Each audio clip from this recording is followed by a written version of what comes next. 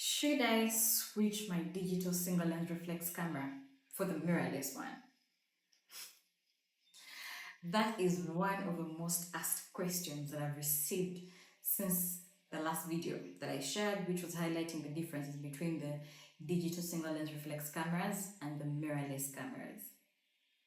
And I'm here to answer that question today. So, hi guys, how are you? Have you been? I hope you've been well. Welcome back to my YouTube channel.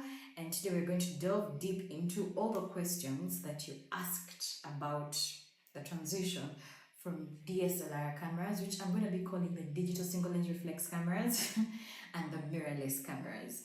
And I'm going to do this in two parts. So today's part will deal with part one of a question that a gentleman left on the last video, which was asking which of the two is more delicate. And from my experience as both a photographer, a trainer, and also someone who's just extremely passionate about cameras, I'm not going to tell you that this is more delicate than the other. You know how they say, give a man a fish and then he'll be hungry the next day. Teach a man how to fish. He'll not only have his own fish, he might feed his entire village. Yes, that's what I'm going to do. So that's what I'm going to give you is something like that. And it comes down to 2 points. 1, knowledge of your equipment. 2, everyday care of your equipment. So number 1 is know your equipment. Know the type of equipment you have. Have knowledge about what kind of camera do you have. What kind of lenses are suitable for it. So understand your equipment. Know your camera. Know which lenses work with it and which lenses do not work with it, right? That is number 1 about knowledge. And then number 2 is going to do with everyday care. Before we dive into everyday care, I want to give you guys a cheat code. So Canon Africa does annual camera check and clean. It provides annual camera check and clean services in almost all African countries. So for Uganda, it usually happens at the end of the year, towards the end of the year, and it happens at Anisoma. We are in the last quarter of the year, so it's a good time to follow their page and check it out to make sure that when the call or when their flyer comes out, you do not miss it. So you can be able to get your cameras and take them over there for free, check and clean. So back to everyday care. For example, when you're changing the lenses on your camera, how long do you take with your camera open because you're trying to put another lens? When you're in the field and the bag is over there and your friend is over there, then you open the camera, remove the lens, you're like, hey, bring me that lens, and then like 2 minutes of waiting for the other person to come and bring you the lens. How long are you keeping your camera open? You're exposing it to risk.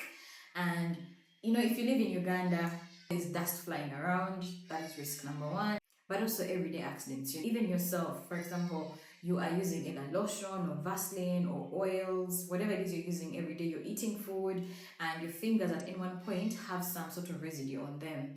You could end up touching the mirror inside your camera. If we are talking about the mirrors in your digital single lens reflex camera and you're wondering what those are and where they are, this video right here will be able to sort you. So you run there after watching this so that you can know what mirror we are talking about inside your camera. So your own fingers, if it's not yourself, it could be a child just passing around or playing and they'll touch inside your camera. But also normal accidents like bad poop, things could happen. So things like how long are you keeping your camera open before you change to the other lens? And then the second thing I want to share about everyday care for your camera is in regard to storage and transportation.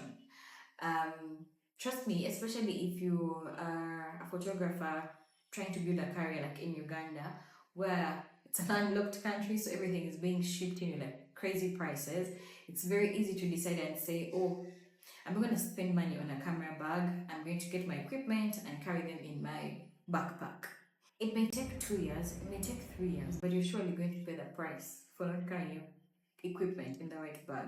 If you live in a country where there's like potholes or bumps on the road, each time you're in the car and then it's hitting bumps or potholes, there is shake happening in the car. Yourself, you're shaking in the car. So definitely your bag is also experiencing that shake. So imagine a situation whereby your equipment is shaking and it is not sitting in a bag that is built to hold it together. That happens for a couple of months, and before you know it, you'll be having to buy new equipment. This happened to me in 2020. I bought 2 brand new lenses, and I figured I'd spent a lot of money and I could save on a camera bag, which was about $100 at the time. So I carried my equipment in a backpack that I had at that time. 3 years later, I'm in the field, and then I put my lens on to shoot, and the lens is like just vibrating. So it developed all this weird shake that I can't even come to put to words. And then I figured out it's because I've been carrying it in the wrong bag.